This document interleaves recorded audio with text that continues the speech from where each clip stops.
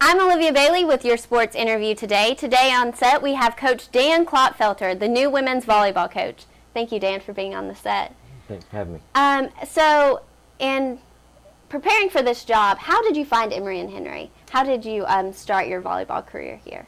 Well, I was a coach in Atlanta. I coached club in high school, and I've been in Atlanta. I went to Georgia Tech, been there for basically all my life, and really was looking for smaller, more rural setting. So I knew I was going to look for that, and started looking for jobs, and this seemed to just be a perfect fit when I found it. Certainly more rural than Atlanta. So. Yeah, perfect. How did you get involved in volleyball in general? Well, I've been coaching all my life since I was like 15, and played all sports. And when I got to Tech, I sort of started playing club sport with volleyball, and travel with that, and sort of became the coach of that sport for men. And then I knew some of the people that had played for Georgia Tech on the women's team, and started coaching their club team, and it just sort of came from that. I've always coached, and then this is just what I ended up coaching. So. Perfect. And the difference, I've heard a lot about club and high school and college sports. There's a complete difference in the competition and the way that you prepare for those sports. What would you say you found to be the biggest difference since coming to Emory? Well, I mean, I think really there's more similarities than there are differences. There are some differences, but the winners still determine that the offenses are a little bit faster at the college level than you would see in club and certainly high school, so your defenses have to be a little bit faster. The athletic ability is higher in general, and in general most of the teams are better coached. So you used to be able to pick up a few wins here and there just because you outcoach the other side, and here every team has a good coach, and you have to be really ready to play every team. And coming in, we were talking beforehand that you didn't really have much of a job in recruiting this year, coming in as late. But how has that impacted your team? How have you been able to form those relationships with your team? Well, I guess sort of the good thing is that I didn't have a relationship with anybody on the team. So the freshmen who would normally be coming in feeling like they didn't know the coach and everyone else already knew all the drills, knew what the coach wanted. Well, everyone was kind of in the same boat. So I think maybe it was easier for the freshmen in that they were learning the drills at the same time that the team was learning the drill. And the other thing is that I didn't know the players, so we had to spend time in the preseason kind of learning about them as individuals, but also learning what they could do on the court, because I had no real idea. I hadn't get to see them play during the recruiting process. So I think it's been kind of a double-edged sword. Maybe it would be nice to know what they had coming in, but at the same time I had to really sort of learn what they could do without having any preconceived notions about what they were going to be like. Yes, and you've had a pretty effective season so far. You're 6-5 so far, but you just had a big win against the number 4 team in the ODAC, Virginia Wesleyan. Right. Can you describe some of the preparation in preparing for those ODAC games, what you're going to continue to prepare for, and how your team has just interacted coming into conference games? Well, we've off to a pretty good start. We think if we went back and played some of the games again, we're at the point now we could probably beat some of those teams. But we knew it was going to be a process. We didn't have a great season last year, and we have lofty goals for this year. And the big thing was that those preseason games, they were tough, but they really did prepare us for the ODAC. So far we played the 1, the number 3, and the number 4 from the preseason poll, all on the road. And we're only 1 and 2 in the ODAC, but to go on the road with all those quality teams and win one and play one close match, I think we're where we want to be. By the end of the season, we want to be competitive with everyone in the ODAC, but we knew it was going to be a process. We weren't going to come in and change it just in 1 week. It was going to be a season-long process to get ready to compete with the top of the conference. Yes, and you have a pretty balanced team so far.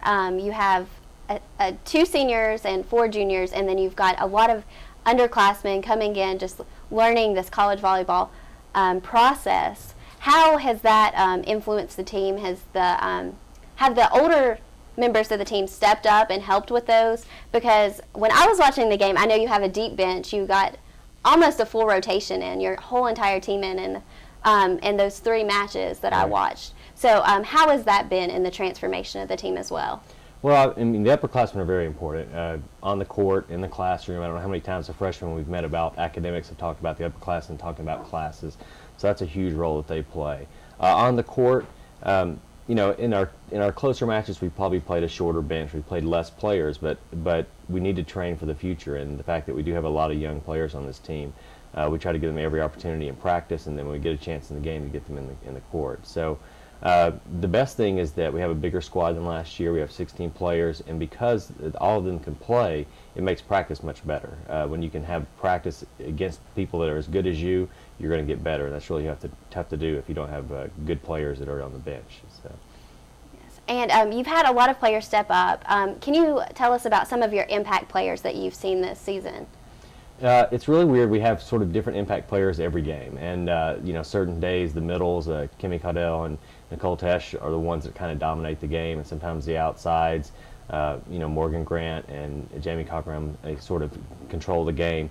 Fallon has set for most of this. Fallon Davis has set for most of the season, and she does a great job of sort of steadying the team and being the team leader. And I think the two seniors, the playing defense, have been a key role because they've always been there, and they're always having a good game.